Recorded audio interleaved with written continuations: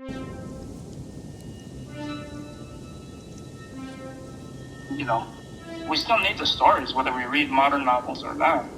It's like, we need that connection, whether it's with our elders or with our kids. We pass these stories on as something precious.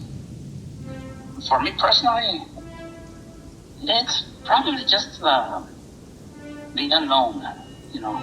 I've always been drawn more to the unknown and whatever the beyond of normal life. So I would actually go out and look for these. We would go to haunted houses. We would go to haunted areas of the cities, see what was going on. Yeah. Now whatever that comes from, I don't know, but it kept life interesting. It was almost like an escape. Definitely an escape. Family life was not a happy life, so that was an escape. Oh, definitely.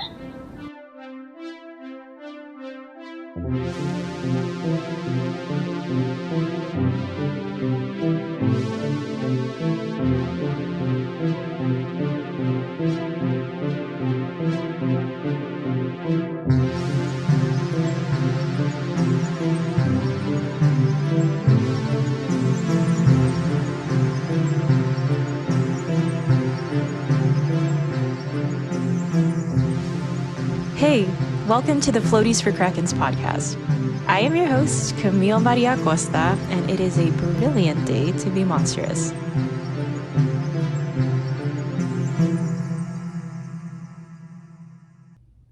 Hi everyone, welcome back to season 2, episode 5 of Floaties for Krakens. Oh my gosh, this season is flying. I am so excited about it though. Hi, how is everyone? Hopefully good. Spring is definitely here and I'm really excited about it. There's something about just the sunlight and blossoming flowers that make me feel so happy and so optimistic about the future. It's been a wild time and I am just so excited and happy that this show exists, because I feel like not only does it make my day better, but it's been beautiful to see the reception and the people that have been inspired and excited about the show. So thank you, Cuttlefish, so much for being such a big support. I think today is just such a magical episode for obvious reasons, but I also learned so much from this amazing human being, Melanie McNeil, and I'm just so excited for you all to meet them as well, because my goodness, my life and world just feels changed and for the better after this conversation. So in Melanie's own words, Melanie McNeil is a current folklore and public culture master's student at the University of Oregon. She also graduated with a bachelor's degree in evolutionary biology from the University of Texas at Austin.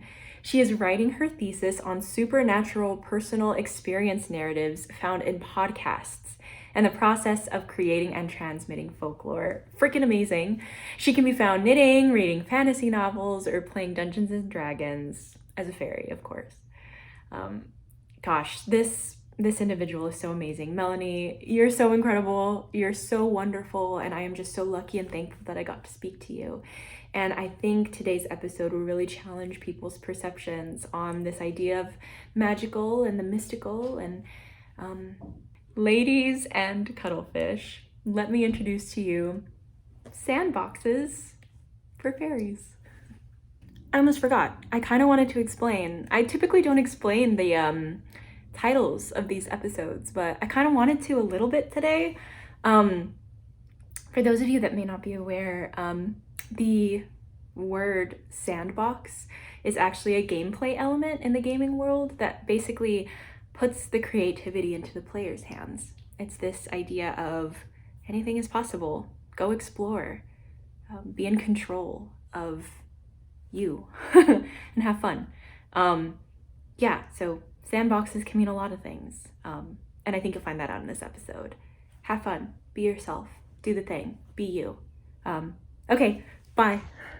Well, hi, Melanie. Hi. How are you? I'm doing good. Yeah. Nice break. Yeah. You've been particularly busy the past few months, haven't you?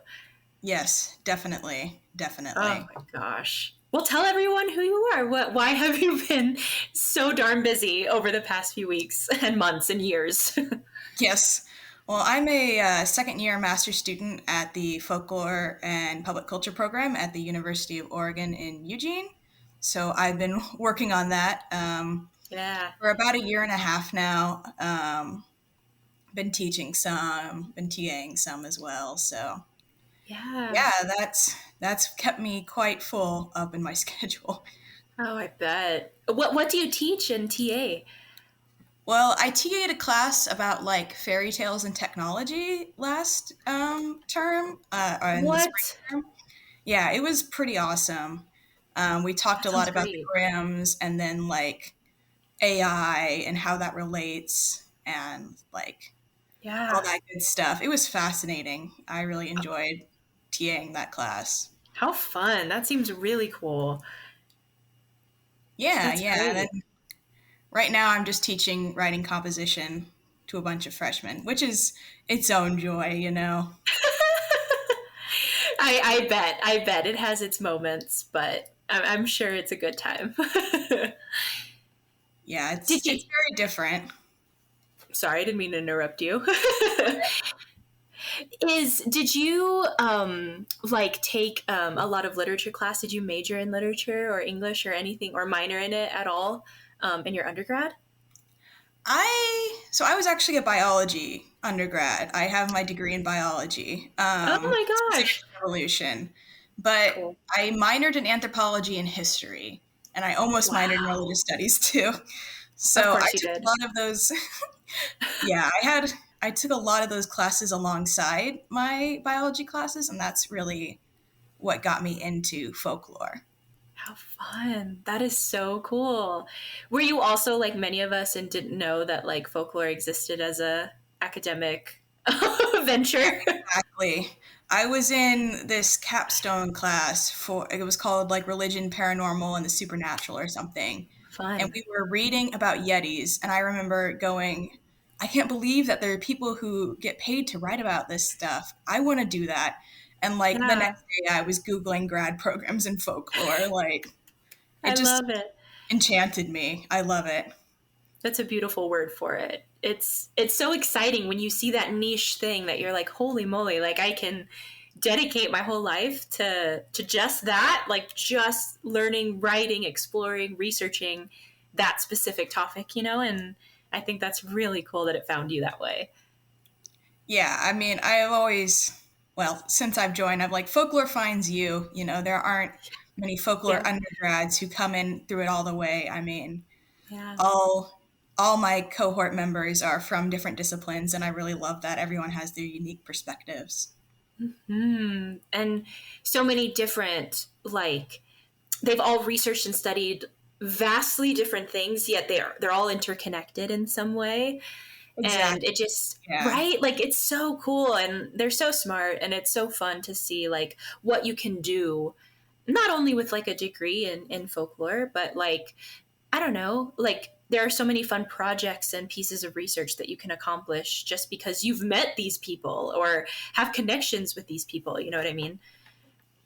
Yeah, they always, like, if I'm stuck on a project or something, it's always good to bounce ideas off of them because they just have so many different ideas from a completely different perspective from me. And Yes, it's so it's so cool. amazing. So amazing, so fun. I'm so happy too that like you're in such a lovely little program, that's like nurturing you and like making sure you feel seen and heard, and I think that's so great. Every time I meet faculty or staff from there, they're so sweet and they're so Yeah. kind. Yeah, Um, it's a really good faculty. It's a very good team, you know. yeah, There's good support there. always. And just for anybody who's listening, just a reminder, folklore programming is so important.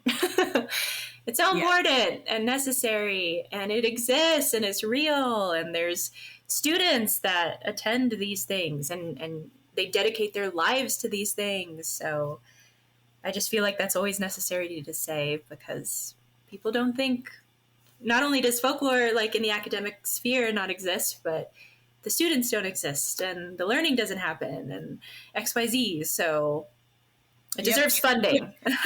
Yes, definitely deserves funding. Yeah. Yeah. So I had the lovely pleasure of meeting Melanie not too long ago, actually. We met for the first time in October. November. Gosh, these months are all melting Oh, I together. know. I know. All together. We met at the American Folklore Society conference over a lovely topic. And I don't know if you're willing to talk about it, but if you wouldn't mind telling everybody what you're writing your thesis on, I think it's super, super cool. Yeah, so I'm writing my thesis on like supernatural personal experience narratives um, as told through podcasts. So I like to say it's people who get on podcasts or they write into podcasts and say, I've had this experience. And the podcasters share those experiences with the world. And I really think that's very folkloric. And I think it's a translation between traditional folklore where you're telling it to people and like mass entertainment. So I'm really interested in that kind of process and how that works. Yeah, so cool. That dichotomy of like technology and folkloric tradition and I don't know, ostension in that way and like how it's transmitted is like so brilliant. And like I haven't had the pleasure of taking like a lot of those classes or reading a lot of that literature in that realm because it's new and upcoming, you Exactly. know, like There's not a lot out there yet. so you're one of the first, which is like so cool that you're going to be like one of those scholars like delving into that world. That's exciting. Yeah, definitely, definitely. It's going to be so fun. And I bet you're going to have such amazing, like during your ethnographic research and interviews, I feel like you're going to have such fun talking to some cool people and like, I don't know, learning a little bit more about why podcasting, you know, and it's so crazy. And I'm sure I'm preaching to the choir here, but podcasting is very niche too, in a way. Like, of course, it's very popular and a lot of people have a lot of podcasts. And I think people tend to think that diminishes its quality or like its importance because everybody has a podcast. Yeah, But like, exactly.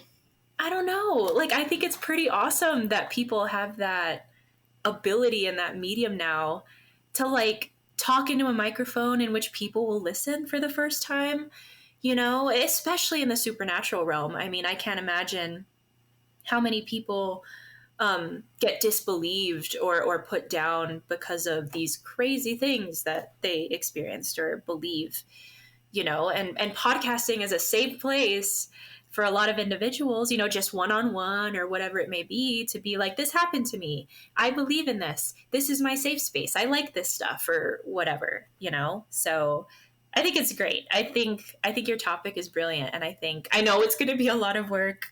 I know. Oh my gosh. I It'll be know. so much work. But in the best way. That's okay. Yeah. I didn't sign up for grad school because I didn't think it wouldn't be a lot of work.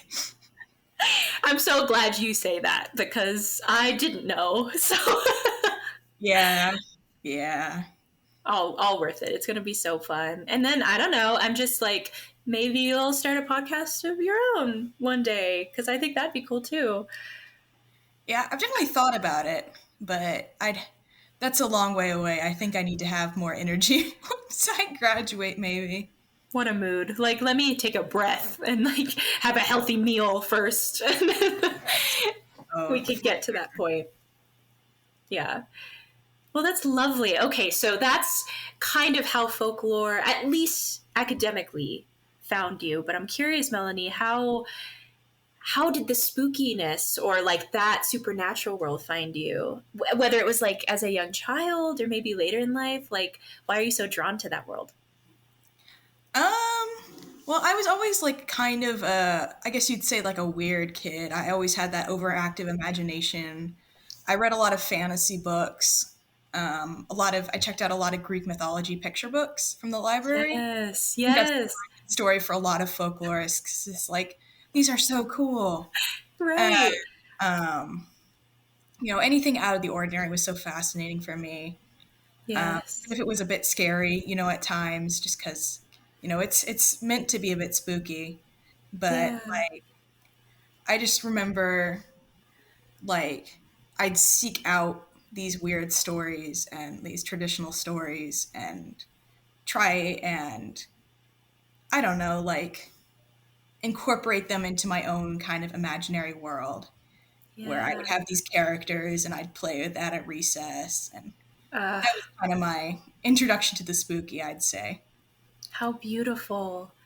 So you loved that idea of like escapism and fantastical realms where like all these creatures exist and powers and cool like storylines and journeys and things like that. Yeah, exactly. I was a big Percy Jackson kid. And Ah, of course. so, That's but great. It's lovely. yeah, no, it was fun, I think. And I mean, I know it not a lot of other kids played like I did, I think, but I had a group of friends who did, and that was the important part, you know. Yeah, that's how you find your people. Really, You yes. know? What are your thoughts? I'm picking your brain now about the new series that's coming out, the Percy Jackson series. Oh, I think it looks really good. I remember being Yeah. so disappointed seeing the first movie as a kid. We dressed up. We had Camp Half-Blood t-shirts. Oh We wore my the movie goodness. and we left that theater so disappointed, and now they're doing it justice, I think. I mean, I'm trying to reserve Yeah. judgment until it comes out, but Yeah. That's I, fair. I'm very excited. I am probably going to be watching it day It of. it looks beautiful. Like I feel like there's a lot of cool aspects. The acting already in the trailers looks very heartfelt, very passionate. So the my best friend Natalie, who designed the Floaties logo, is a huge Percy Jackson nerd. Has a big tattoo on her leg. She loves Percy. That's So awesome. yeah, I yeah. love So I love all people that love Percy. I'm like, okay, they're cool. Those are cool people. That's great. So I love that that's always kind of been in your wheelhouse and you've loved exploring the other or like the outside yes. world, I guess you could say. Yeah, I Well, have. how did fairies come into play? Well, it's hard to say like one specific instance. I mean, I think there were probably like Disney movies and then like the Barbie Fairytopia movies that I watched like over and over as a kid. So that was Yeah. really the ground, kind of laying the groundwork. And I specifically was really obsessed with this. It was a book series called Disney Fairies. And they had these Ooh, beautiful watercolor illustrations. And they had all these storylines with these fairies who were living in Neverland, and all the yeah. stuff they would do, all the things they'd get up. And they were kind of, I liked them, I think, because they were weirdly kind of dark at times. Hmm. There's a time where one of the fairies has to cut off her wings to like save the kingdom. And Oh, man. man, that's intense. She was always my favorite. Of Um, course. she was like a water fairy, so I always loved Beautiful. that. But I think that really attracted me. I had like a bunch of those books, and that Yeah. actually led to I have a funny story about that. So I don't know. Do you know the game Apples to Apples, where it's Love apples to apples. Cards Against Humanity? For anyone who doesn't know, but Yeah. um, I was playing that with my parents, and the card was hard working that you had to like pick a card to Yeah. put in. And my Yeah. dad did ballerinas because I was in ballet at the time. I'm like 8. Yeah. So I was in ballet at the time, but my mom put fairies because she also knew me quite well. Of And it was a course. really hard decision, but I eventually picked fairies because my line of reasoning was they're so self sufficient. They rely on nature. They are very hardworking. And my Yeah. dad, to this day, has not let it go. Oh my gosh, you're I kidding. was doing this podcast on fairies, and he's like, "Are you going to talk about how hardworking they are?" It's like, Yes, actually. telling That's my that first point. you don't get off the hook there. No, no, absolutely not. No, that's so adorable, Melanie. I love It's it. very funny, and every time he tells the story, I get like older. So like he's like, yeah, she was like 14 and she picked fairies. I'm like, no, that was not true. Dad, no, not really. That's lovely. Oh, that's so cute. So, okay, for people that may, or, I know that fairies are actually quite prevalent in a lot of, you know, pop culture and folklore, mythology, a lot of stories and things. But for people that just may not know, like, what is a fairy? And I'm sure that's a hard question, because there are different types and genres and species. But what for you, Melanie? What is a fairy? So yeah, that is, like you said, it's kind of a hard question because there's so many different fairies. It's kind of a wide ranging category. But to Yes. me, they're supernatural, non-human entities. Um, they can be big, they can be small. They kind of play by their own rules. They've got magic. They're associated with nature. Yeah. Um, and they kind of sometimes they live in this other world that's very beautiful but also very dangerous. Yeah. Sometimes they're very beautiful, sometimes they're very ugly. So they really kind of Mm. they play with both sides of extremes, I think. So Yeah, that's a good way of putting it. um, Awesome. yeah, yeah, That's and so cool. they can be very helpful to you or they can really mess you up, and it really just depends on your mood. And I kind of love that about them. It is a little haunting too, right? Like they Oh, definitely. have that ability to be one or the other. And it Mhm. just depends. Yeah, there's no real rhyme or reason why they do things. No, no, not at all. Gosh. Okay, so you began like explaining a little bit about like what they could look like. Do you mind going more in depth of like what a fairy can look like? And that can be either like your distinction of like I typically see fairies this way, or maybe what other people have deemed and said that fairies may look like. Yeah, so I mean, there's this like stereotypical image when you think of fairies, you think like Tinkerbell or like those, I think they were the Cottingley fairies in the early 20s, where those hoax. Sir Arthur Conan Doyle was like, yes, these are real fairies, and they were obviously like cardboard cutouts. But Yes, yes. these little fairies, and that was actually like a Victorian idea. Like they'd have these plays, like, and they'd have little kids play the fairies, so that's kind of Yeah. where that came from. But a lot of Oh, fairies are, I mean, except for you think of like Germanic fairies with like dwarves and goblins, they're a bit smaller, but a lot of them are human sized, kind of supernaturally just gorgeous. They're like the prettiest person you've ever seen. yeah, They have striking skin. They have like their hair is always noted as always being like golden or super dark or just they're very out of the ordinary. I think of like Arwen from Lord of the Rings. Like yes, yes. she's Beautiful, just beautiful. gorgeous. And she has this luscious hair and her skin is Yeah, glowing, and she just looks so, otherworldly, and that really yeah. people. And there's some color associations too, which I find interesting. They're either green or they're red. Their clothing are. I've noticed the small ones tend to have red, and the big ones tend to have green. I don't know if that's like a rule, but That's interesting. yeah, Yeah.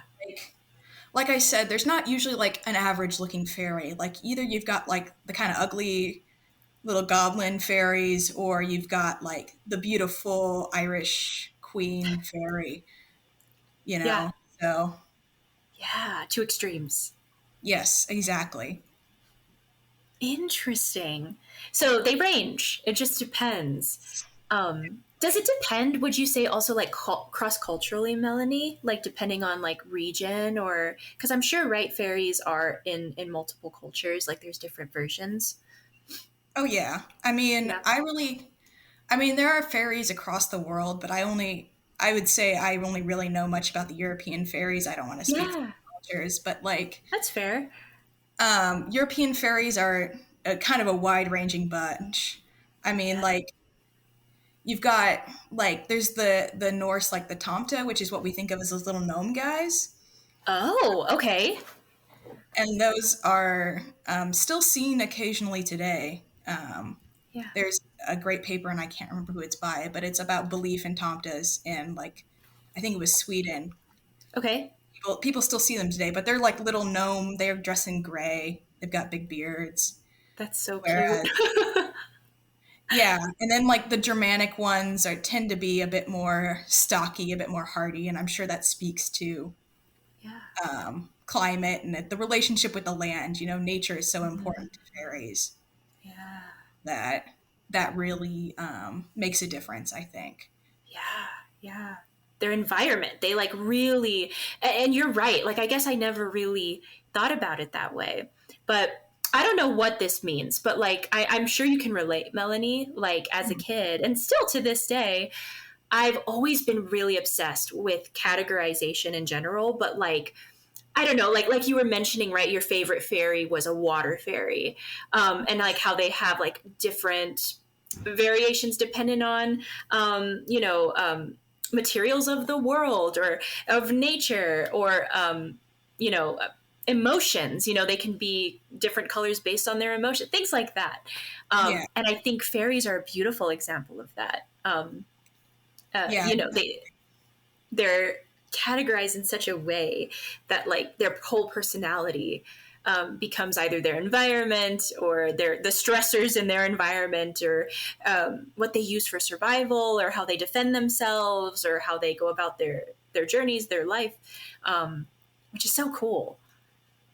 yeah. They're so tied to like the land, but also to like the culture that they're related to. So like Yes. in Ireland, they're very different from even the ones in Wales. So Mm.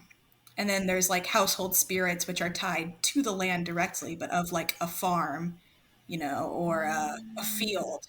And these Yeah. spirits like take care of the farm and the field. They're like familiars or their ancestor spirits, but they're generally invisible and small and related to that. Whereas like the fairies in the woods are going to be the big ones. They're going to be kind of a bit scarier, a bit more Yeah. strange. So Yeah. yeah, there's definitely some I mean, folklorists love categorizing things. I I mean, know.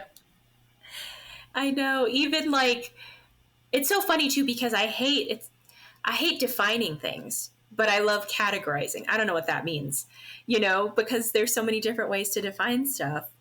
But I do like being like, oh, these are, maybe it's the Pokemon girl in me, but I'm like, this is a bug 100%. type.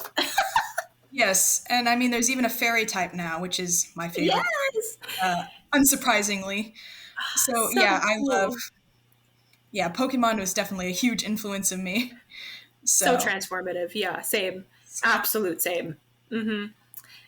And Melanie, can you answer maybe? Because I'm learning so much about fairies myself from you. But is there a difference between fairy and like pixie or sprite, or like are they all like just different names of the same creature, or does it depend? it really depends. Like it's a regional thing, I think. Gotcha. So how they are, I think pixie comes from the word like pisky, which is like a Cornish dialect word for Gotcha. fairy. Yeah. And like so they tend to be a bit different from like the proper British fairy, which Yeah. is and then like I'm not quite sure about sprites, but those I think tend to be associated with certain areas. So like maybe Okay. like a water sprite or a forest sprite. Yeah. Yeah. Um, so yeah, there's a lot of names for similar creatures, and it really depends. Each area has different names, and there are so many names even for the same. Because there's this theory that you're not supposed to say their names, so you call them like the fair folk or the gentle folk or the nobility. Really? Yeah, because it could attract them, which could be a bad thing, or it could offend them, which would be even worse. So I you didn't know call that at the all. gentry, and everyone knows what you're talking about, but you're not calling them by their real name, which is, a bad idea. Yeah. That's wild. I didn't know that at all. I'm glad you told me. For the Yeah, no, future, it's good to super know. fascinating. Speaking of that topic, too, are there any other rules associated with like fairies? I know like that I had never heard about before, but whether that be like where they live or who they can appear to, or do they appear to certain people, or how do you treat them, things like that. Yeah, I mean, there are certainly in folklore, there are people who can see them better than others. There's like the seventh son of a seventh son, or the seventh daughter of a seventh daughter. That's a big folklore trope. Wow. There was a man who wrote a book called The Secret Commonwealth of Fairies, or Elves and Fairies, something like that. Yeah. Yeah. His name was Robert Kirk, and he was the seventh son of a seventh son, and that's where he drew his authority from. I see. He's like, I can see the fairies because I have this pedigree, Wow. which is really interesting. You know, you don't get a lot of those anymore. So, Yeah. yeah. And then there's also like special ointments you can use to see fairies. There's a lot of like classic tales where it's like a fairy comes to a midwife and they're like, we need you to help deliver this baby. And you put this ointment on the baby to have the, Uh-huh. so they can see the other fairies. But the midwife rubs the ointment in her eye on accident. And so she can see the fairies out of one eye. And then, of course, the fairies find out and they poke out her eye, which is Naturally. very, very gruesome, but very in character, I think. So there Yeah. are definitely different ways you can see them. I think kind of like ghosts, some people are just kind of more inclined to see them. Yeah. Yeah. Um, Interesting. and I don't know, fairies are very big on rules. There's a lot of, in like medieval romances, there are fairies that give these taboos. Yeah. It's like, I will marry you as long as you don't see me in the bath on Sundays, or as long as you don't come into my room when I'm giving birth, Huh. or as long as you stay faithful, or you don't invite any guests over. There's a lot of like very arbitrary rules. Yeah. And I mean, they set up the plot, they make the problem for the human character. And I Yeah. find it very interesting because they're always inevitably broken. And Always.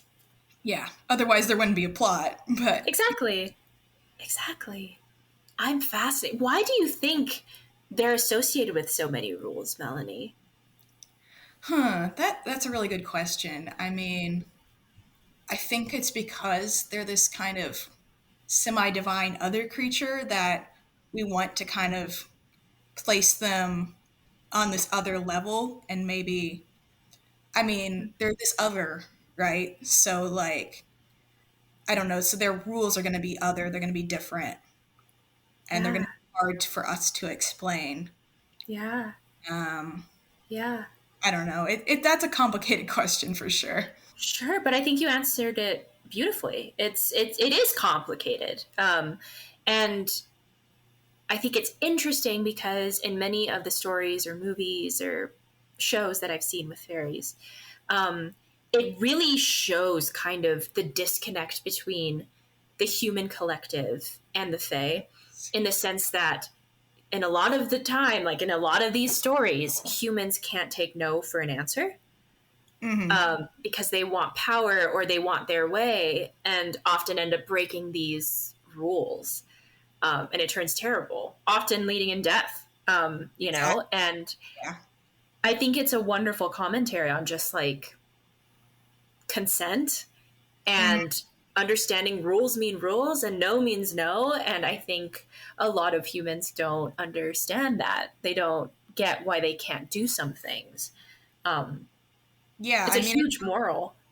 how the fairy women like keep their power essentially even when they're in these relationships. Ultimately the power is theirs, and they usually leave if their husbands, if they break these rules. Like, they have that power that human women don't. They Yeah, have these boundaries that I think are amazing. yeah, It yeah, really speaks to their authority. yeah. It really does. And I think you made a great point in that I'm sure, and although it is like a little bit sad, I wish so often that a lot of people, um, who've had boundaries crossed and who have had people, um, disregard their humanity, their autonomy. Like, I wish those people so deeply had that power that fairies do. And I think that's why they're so powerful and so exciting and so fun, and you root for them so often, Yeah, because you want so badly to have that strength, too. yeah, I know. There's definitely and I'm sure we'll get into this more, like a wish fulfillment aspect with fairies. Like, oh, I Mm. want to be that. I want to be that powerful. I want to have that kind of control over my life. I want to be able to leave my husband and leave him destitute if he makes me Yes. mad, you know, take my children and just get out. Right. Right. Oh, that's such a good point. And yes, we'll definitely circle back to that. Um, and it always reminds me, I always talk about this, but like my favorite movie in the world is Pan's Labyrinth. I Oh yes. love, love that movie. And I'm always so fascinated by the fairies in that specific movie. Because, for one, like they shapeshift from insects like to bug like wood like creatures Mhm. to fairies back and forth depending on who's looking at them, and of course in this case Ophelia, the main character, can see them. And I love that that's the introduction to the whole movie, right? There's this real world and there's horrible things happening, there's war, there's misogyny, there's abuse, like it's so terrible.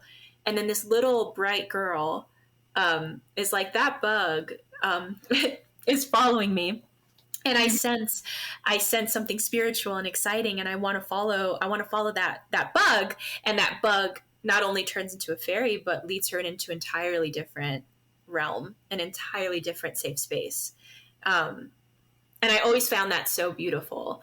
um, but of course, and this is a spoiler if you haven't seen Pan's Labyrinth, I apologize, but um, Ophelia, as wonderful and incredible as she is, and you root for her, you really do. She's the main character that's gone through so much, is a kid and breaks these rules that they so feverishly said, do not break this one rule, when she sees the pale man. Um, and then the pale man eats the fairies. And it is so disheartening. It is so sad and heartbreaking, because you know that those fairies were her guides and wanted the best for her and wanted her to see the end of the light at the end of the tunnel. But because she broke some rules, consequences happen, things happen, death happens, you know? So as you mentioned before, right, there's all of these extremes with fairies of extreme intensity and monstrosity, if you will, Yeah. sadness, but also monstrosity on the other way of being insanely beautiful and good and strong and perfect in a way that you wish so deeply, um, which is so cool. Real. So Yeah. freaking cool. I think that's part of why we like fairies so much, because we want something else to be out there that's like greater than us. I mean, even if it's not like, fairies were demonized by the medieval church quite a bit. Yeah. It's like, oh, these are demons. Don't idolize them. Don't worship them. Don't leave milk out for them, or whatever you would Mm. do. Yeah. Um, but people still did it because they were protectors, and Yeah. they were not to be displeased. So I think you want something to be out there so bad that can help control and can help explain. If the crops failed, well, we must have made the fairies mad. So Yeah. there's this want to have an explanation, to have something out there, I think. It's a truth. It's a believability. It's something to put blame on, to be honest. Um, it's visceral. It's alive. Like you can just be like, yes, this is the reason. This is why I should be a good person, or this is why I should do good things, or you know what I mean. It's nice to have that comfort in fairies, I think. Um, were they? You mentioned they were demonized by like the church, for example. Um, Why do you think that is? Was it just like you said, because it was just different from practicing religion or anything? Um, was it just because they were different? Yeah, I definitely think that's part of it. I mean, there's some scholars who theorize that it's like a pre-Christian kind of religion, these gods that were Mm, diminished into fairies. And I think there might be some truth to that, but I'm not, that's a very early 20th century idea that is kind of sure. fallen out of favor. But there's definitely something scary about there being something with power other than, the establishment. And there are a lot of early stories about these, and it's often women Hmm. who these beautiful brides, but oh, you got to be careful because she's actually a demon in disguise. But it reads the same as a fairy story. She Yeah. goes and she has this taboo, and they break it, and she turns into a demon and flies out, Yeah. which is the same as a lot of other stories, except it turns out she's a fairy. So Exactly. it's really just how you put your perspective on it. Yeah. Yeah, 100%. I think it's cool. I think it's cool that they inherently kind of make you question a lot of things, your beliefs and your truths and what you've believed. And I think that's really cool. Yeah, yeah, definitely. They're kind of an alternate path um, Yeah. to the establishment, I guess you could say. The path less traveled, for sure. Yes. But, the path that the common folk would, not everybody knew all these liturgical laws and all this stuff and heard all Right. these sermons. This Yeah. was, this was their life. And, if you wanted your crops to thrive, you put out the milk. Like, Exactly. they didn't really see any problem with that. Normally it was, the educated people who were like, let's not do that. That's such a good point. There is a sense of privilege and like the lower socioeconomic status of individuals um, believed in these stories. And I think that's amazing. Because like you said, it gave them hope. For finally something was giving them attention that they deserved in the way that the higher class wouldn't. As you said, the educated people. Um, Mhm. so, which is so beautiful in that way that they had that, you know? Yeah. Yeah, definitely. Yeah. And I know you mentioned too this idea that they are never one thing or another thing, but they're also all things. And this idea of like nonconformity, I Yeah, guess. Would you definitely. mind expanding more on this idea of nonconformity with fairies? Yes.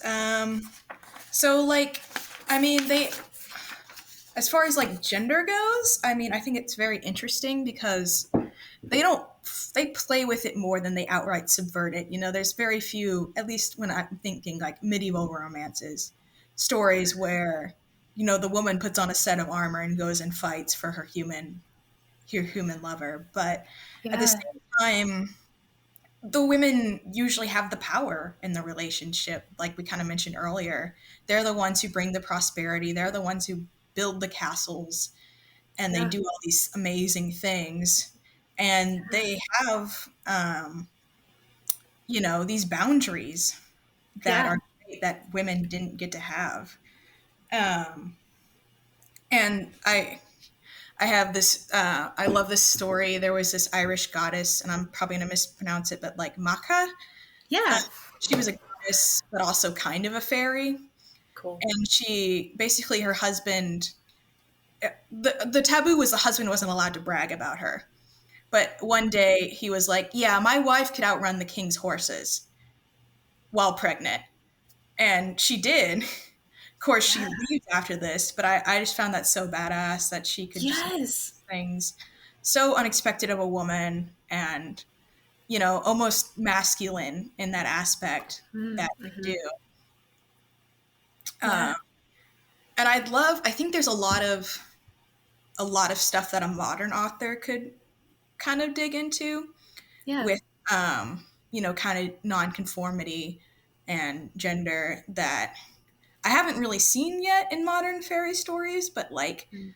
I think fairies aren't constrained by human constructs. Yeah. Yeah.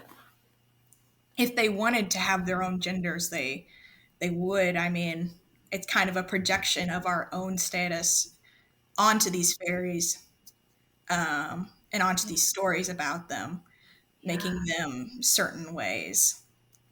So, and there's also, like you kind of mentioned, there are some shapeshifter fairies that always bring to Yeah. mind this Yeah. other. And like, I think of the story of Tamlin, where Janet is the human, but she's the heroine. Like, she does all this stuff. Tamlin has to be rescued. He shapeshifts into all these things, and she has to hold on to him and not be afraid. and she does it. It's quite phenomenal. Yeah. But kind of the shape-shifting Tamlin is like, I don't know, like as someone who feels kind of different about their gender on a day-to-day basis, I really kind of feel to that. Um, there's comfort in knowing that like there are these gender challenging creatures out in folklore and like Yeah. traditional stories, and they're taken seriously, they're respected, you know, even Yeah. though that's not like the typical case, especially when you think of like medieval romances. So Right. Right. Oh, there's so much beautiful representation in that people don't understand sometimes, exactly. you know? Yeah. Um, and speaking of which, Melanie, if you wouldn't mind opening up about that kind of complicated journey with like gender and nonconformity and things of that nature, because I think Yeah. it's beautiful. I mean, I don't know, like I've always been kind of, I mean, even when I was a kid, I was a bit more of a tomboy, not because like I played sports or anything like that, but I just didn't really want to do a lot of traditional girly things, I guess. So that kind of made Yeah. me a bit different. And then I don't know, I realized I was a lesbian in like 6th grade. So Yeah. I it changed a lot of things for me. I mean, Yeah. I started dressing a bit different. I started doing my hair different. Yeah. I just started presenting in a different way, and that really, I mean, for a while that was it, but then like I don't know, the pandemic hit and I had a lot of thinking time, and I Yeah. really started to think about like gender more, and Yeah. I realized that like I don't know, I don't always feel fully like a woman, you know, some days I do, some days I don't, and it doesn't really Yeah. matter to me what people call me, if people want to call me certain things, you know. Yeah. Like you wanted to call me male on one day or female on another day, like that's fine by me. So Yeah. Yeah. That's lovely. I'm so happy for you that you've been able to find that yeah, exploration and find that place of safety um, in that open, non-binary, like beautiful realm. Because yeah. it's hard. That is a hard thing to not only explore for like yourself. Hmm. Um, I think the world is so scary, and there's a lot of mean people out there that want you to conform so badly to their ways, So I think it's very brave and super courageous that you live your life exactly how you want to live your life, not conforming to one or the other, but being all things. You're like a real life fairy, which is so, so cool. Of Thank you. I mean, yeah, and I'm still figuring everything out if I'm being quite honest, but I think that's part of course. the journey. I mean, there's almost, I mean, maybe this isn't the right word for it, but the fairies, you know, are very liminal. They're in Yeah. between. And that's Yeah. how I kind of feel about gender in a lot of ways. So Yeah. that really appeals to me as well. Yeah. It's great, and people don't realize that validation and that representation is so necessary and so important. It's so exciting to be seen. And like you mentioned at the beginning, you're like, I was a weird kid. Like this is what I did, and I can totally relate to that. And people are always like, I see myself as this character, and I was like, I like the monster, and I think I relate to that person, that creature a lot more. um and again, that just goes to show just how necessary narrative and folklore and mythology and escapism, like all of that is for so many people, because it's all you have. Exactly. Yeah, it can be very transformative, I think, much in like a shape-shifty kind of way. Yeah, it's a strength. It really is. And I'm realizing now, because I got so excited to talk to you, that I didn't even ask you the first question that I typically ask everyone.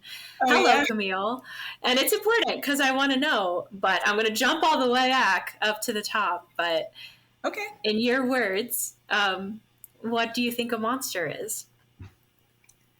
I mean, I think part of them is that they're hard to define, right? Like they're Yeah. this kind of boundary blurring. They're kind of in between. But I think of like an other, essentially, something we set aside, maybe for a good reason, maybe for a bad reason. Yeah. And I know you've talked about this before, Camille, but like the original Latin word being like this divine sign, something that was like to instruct or foretell, um, and that it was sent from the gods. Mm. So like there's this, there's this divinity to it that I think is really important, even if they're like this other, they're separated, Yeah. but they're there for a reason, they're to challenge us, they're foretell disasters, or show displeasure. Yeah. Um, and I think monsters exist for a reason in our culture as well. And, they reflect a lot about ourselves. Yeah. And we see ourselves in the other. And sometimes that's what makes them scary, or Mm. that makes them beautiful, just really depending on your, On your take. yes. Yeah. And I think, I don't know, you mentioned you figuring out a lot of stuff about yourself at like the ripe old age of 11, 12, right? And for a lot, I mean, middle school is a whole other world. It is a hard place. um Not only are you figuring yourself out or trying to, you're also trying to figure out how you exist in this realm and in this world of other 11, 12, 13-year-old kids, and what Mm-hmm. that means. And I don't know, I think monstrosity in that way, as you've defined it, that sense of otherness and not feeling like you belong. And but at the same time, there are such transformative moments when you're that age, and you begin to speak for yourself and feel for yourself and think for yourself, and make these glorious, amazing realizations. And I think that is very monstrous. It's a telltale sign of like things are changing. I'm changing, and I'm becoming more autonomous as I do it. Um, and I think that's great. I think that's so cool. And I think that's a great definition. Yeah, thank you. I mean, I think as a queer person, you kind of other yourself. You internalize a lot of self. The otherness just kind of to get by. Hmm. It's kind of like, okay, you say I'm a monster. Well, maybe I am, but maybe not in a negative way all the time. Yeah. Yeah, there's kind of a beauty in being different, and not to be like, I'm not like other girls. I'm different. But there's definitely like, you accept that difference and you're like, this is what makes me unique. I don't Yeah. want to be, Yeah. you know, this person who isn't, you know. Mm-hmm. So yeah, I think there's definitely a survival aspect to it, but also it's, I've come to accept it quite a bit. Mm. So yeah, that's kind of my take on it. Well, I'm so sorry that you've had to deal with feeling like a monster in a negative way, in a way where, because sometimes when another mean person has terrible intentions and they call you a monster, it's very different. Um, you don't feel like you have any control. You don't feel like you had any say, and how you're represented and how you're seen to people. They just deem that upon you, and they mean it in such a cutting and debilitating way. And so I'm really, really sorry that you had to kind of have that thrust upon you, especially at such a young age. But I'm really proud of you for like reclaiming that name, as something beautiful, as something powerful, as something that's like, yeah, I'm not like other girls. And I honestly think, Melanie, we should make a t-shirt, for the show that says monsters, like not like other girls. You know what I mean? Because that is true. That Yeah. it is. I'm not. And I think there is a power in that. And there's nothing to be ashamed of in that either. That you're other, you're different, because those are the coolest people. Those are the people that have such self-acceptance and acceptance to others and people go to as a light, you know. And I remember you mentioning that quote, I mentioned way back in the first episode about monstrum and what monster means, and Mhm. they consistently talk about this idea of it being a lighthouse. And I think Exactly. Yeah. they are, you know, and you are, in that way by being yourself and being proudly yourself, you know. Even as you said, I know you said, you know, some days are hard and some days you're figuring it out, but it shows people that they can have hard days and figure it out too, you know. Yeah. Well, thank you. That's very, very sweet. I really appreciate that. I appreciate your strength. I mean, it's hard. It's hard out here. It's very hard. The world is falling apart, and things Hmm. are things are hard. You know, so I think it's great. I think what you're doing is great. Yeah. And like, I don't know, the current political climate is not great. And as someone who was born and raised in Texas, like, there's a lot of nonsense going on right now. So much. It's it's hard because you don't want to I if you want to identify with a monster, you don't want to identify with the monster that they paint you to be, if that makes sense. Mm-hmm. Like, they don't they're all this stuff about, the children and protecting children and Yeah. all that stuff. You don't want to over identify with that, but at the same time, Yeah. you want to be this different thing. So it's a fine balance to walk, I Yeah. think. Very good point. Very good point. People can so easily take it out of context as to like what you identify as and what you mean. Um, for example, with monster, right? Like claiming that as a term of endearment for yourself, of power for yourself.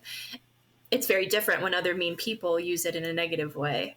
Um, you know, Yes. and so that's a really good point. And there are times where you feel like I probably can't be proud right Hmm. now in this climate, or if I'm in this city, or if I'm with these people, and that's really crappy and that should never happen.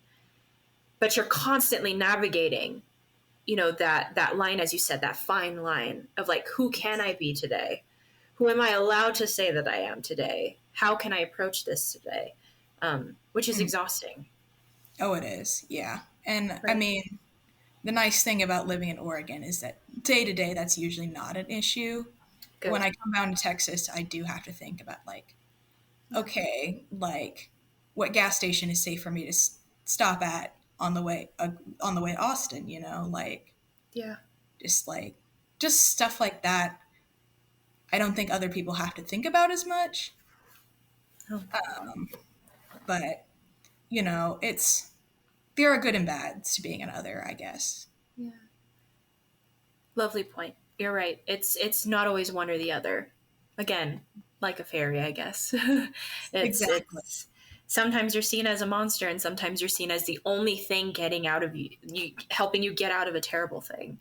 Um, Exactly. Yes, that's a great way to put it. so although, you know, we've kind of explored like these different avenues of fairy and what they mean to you, why do you think you've gravitated towards them so deeply, and have so much love for these creatures, whether that's Melanie talking back to Melanie at 8, 9, 10, 11, or Melanie now? Yeah, I mean, I think kind of going back to the overactive imagination thing, they make such interesting characters. You can do so much with them. Um, they can be this scary villain, or they can be this helper, or they can be both. And I think that also appeals to just like human nature in a weird way. Like, I don't know, they're a reflection of ourselves. Um, and I really like that. And I don't know, I think their magic is always interesting. They can always do weird things, and there's this concept of the other world, which, I'd love to visit someday. Yeah, yeah, um, but yeah, I mean, it's hard to say like exactly one thing that really draws me to them, but I think that's been a thing since I was a kid, obviously.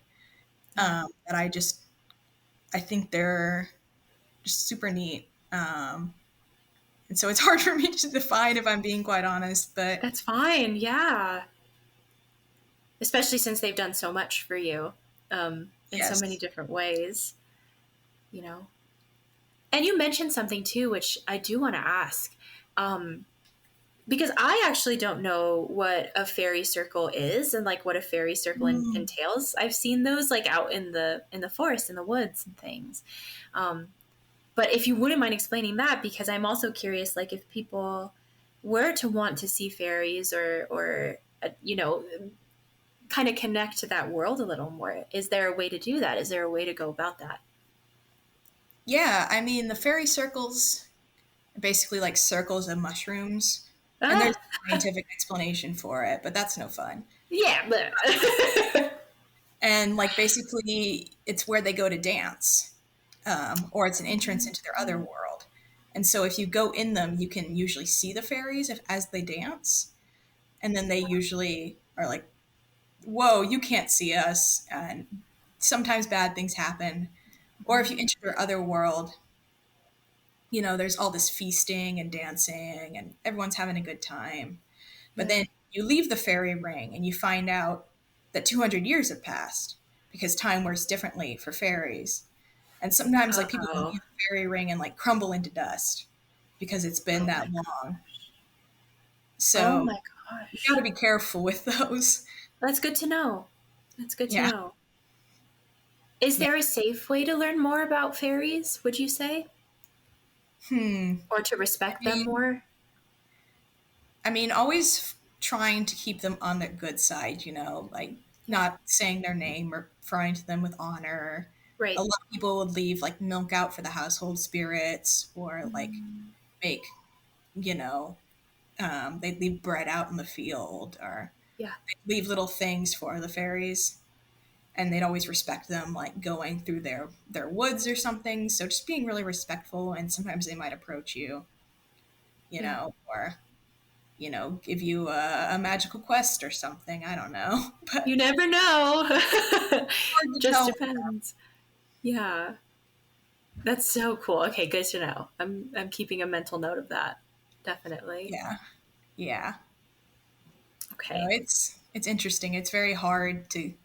It seems they're one of those creatures. If you try to seek them out, bad things will happen to you. But if you just kind of let them come to you, Okay.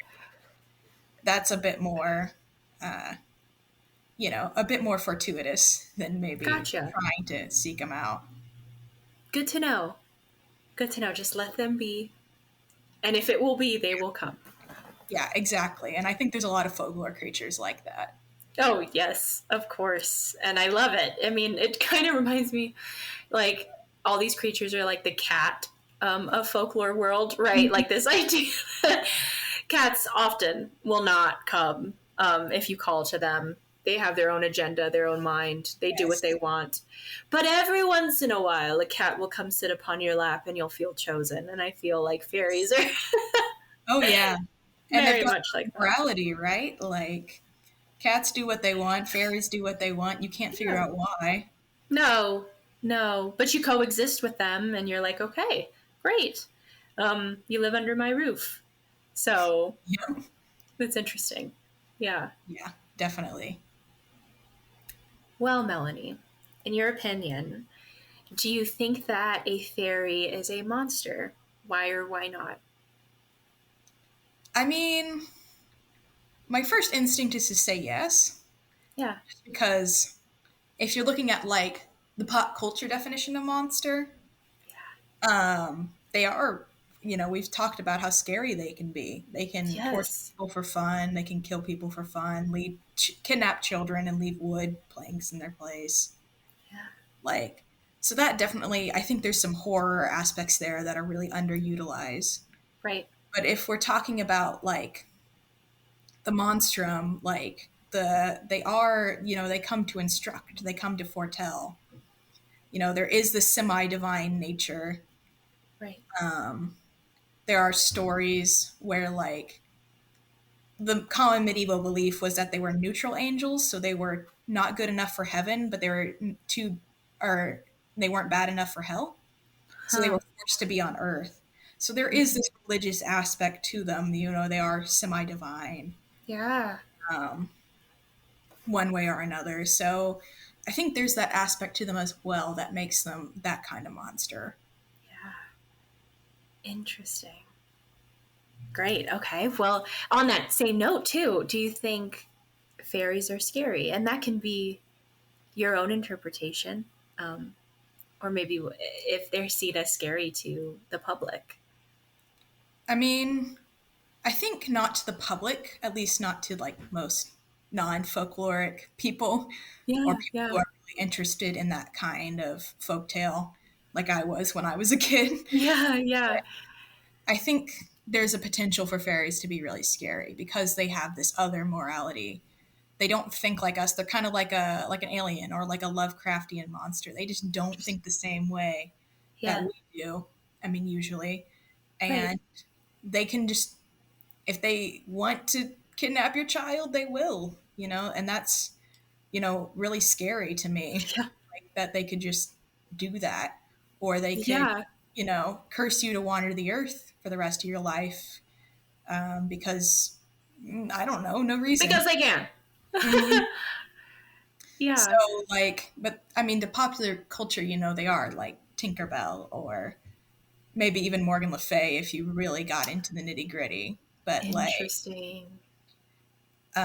most of the, when you think fairies, there's this kind of, I don't know, my professor called it the giggle factor. Like, people don't take it seriously as an academic discipline because, you know, they're little people with wings. They're sweet. You clap. They're made of children's laughter, and you clap to keep them alive. Like, Yeah. Yeah. but I don't know.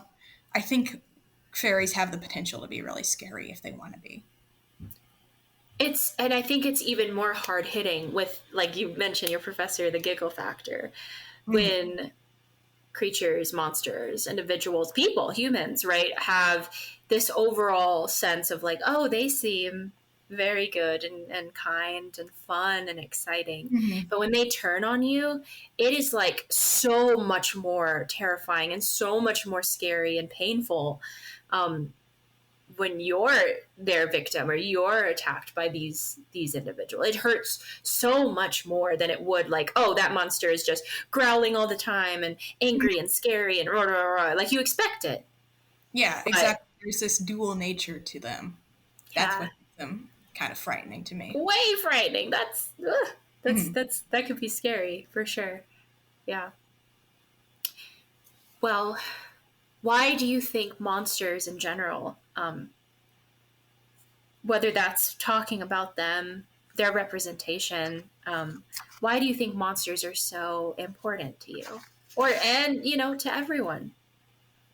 Yeah. Well, like I said earlier, they kind of show us a side of ourselves that we don't really want to see. But at the same time, we have this kind of curiosity, this like we're drawn to it. Like, what is Yeah. that? What is that like? What is that like? You know, sometimes when you're young and you think there's a monster in your closet, there's a part of you who wants to go and check it, you know? Of course. So I think that they're, I don't know, I'm sure it always comes back to Frankenstein's monster, but like it reflects society, but at the same time it's outside of society.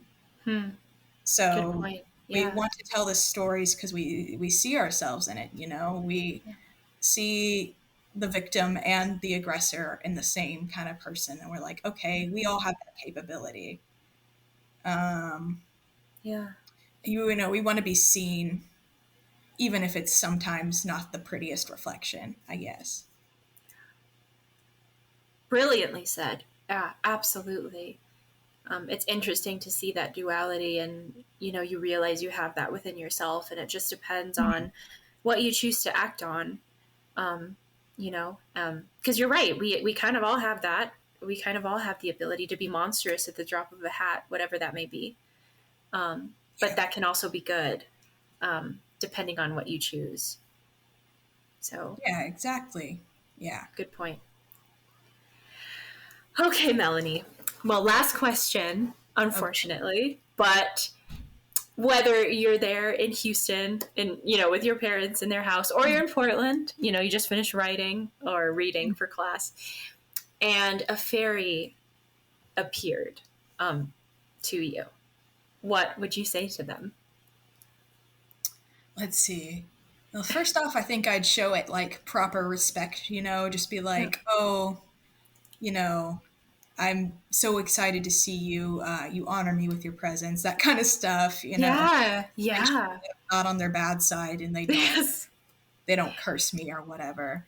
Right. But then I know I spent the whole podcast being like, fairies are kind of ominous. Don't go into the other world with them. But I think I'd ask to go because I'm just so curious. I mean, I think it's the folklorist in me. I want to take notes. Yeah. Notes. You do field work. The other world, you know?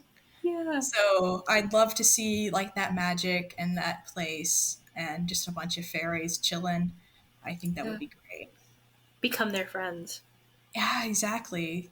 Get a lot of boons from that. Yeah. That is very true. Well, hopefully it happens. Maybe it'll happen one day. Fingers crossed, right? Fingers crossed. Yeah, but not pushing too much. But just let it happen. Exactly. You gotta just go with it. Yeah, you always do. Well, Melanie, thank you so freaking much for doing this. I'm just so thrilled and I'm so excited, not only about what we talked about today, but your future. I think you have such a bright one, and I know these next few months are going to be rough, but just remember, there's fairies guiding you, there's people supporting you. It's going to be completely fine. Thank you so much for having me on. I really appreciate it, and I really had a great time today. It was great. Thank you so much. Thank you.